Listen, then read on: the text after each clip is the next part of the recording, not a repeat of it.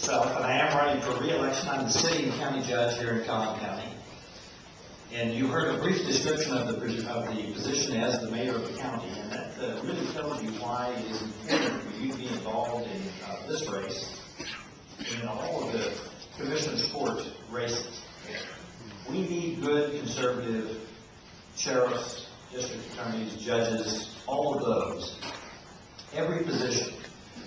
But the budget is set, and the tax rate is set, and the fiscal policies for the county are set in the commissioner's court. So I recommend that you pay attention to the commissioner's court races. As you've already heard, no one is going to stand up in Collin County and tell you that they're moderate or liberal. So that makes your job a little bit harder when you're looking at all of these candidates. We've got a long ballot here. But you need to look at past records. In this particular race, both of us have been in public office and elected offices for a while. And the records are very clear and very stark. If you remember nothing else of what I say tonight, remember this. When I ran for office 4 years ago, I said I would stand with the taxpayer, and I did.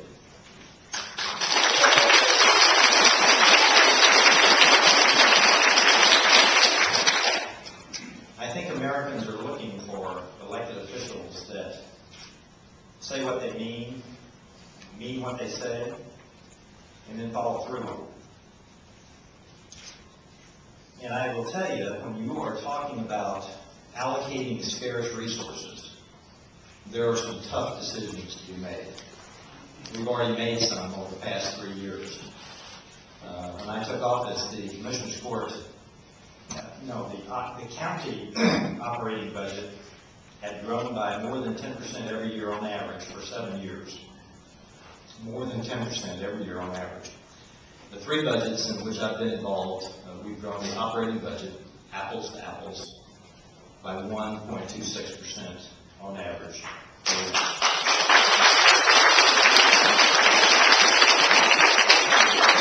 When I took office, the Commissioner's Court audio recorded their meetings, and then it went into a vault somewhere. You wanted a copy of it, you had to ask for it and get it.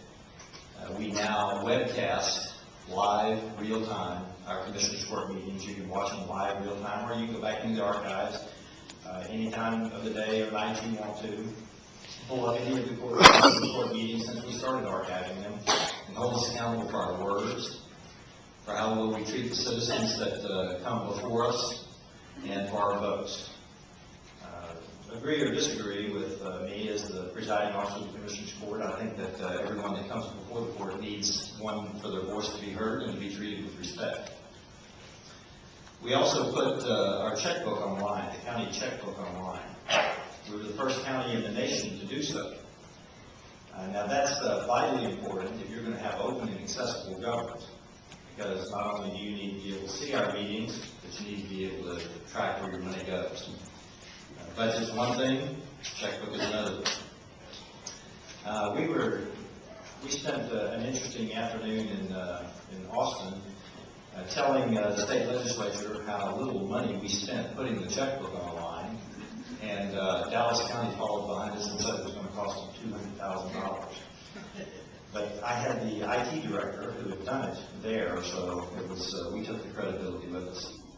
And thirdly, over the last 3 years, we have cut your taxes. You have a homestead exemption of 5% as of 2 years ago, and I preferred a broad-based tax cut. You got a small broad-based tax cut. It was a tax cut not only for homeowners but for businesses.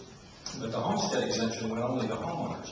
I think we should have cut the tax rate deeper across the board so that our businesses that are giving jobs to our citizens, particularly the small businesses, could have more money to create jobs. But you do have a homestead exemption. And you did a smaller tax rate decrease than I wanted to give you.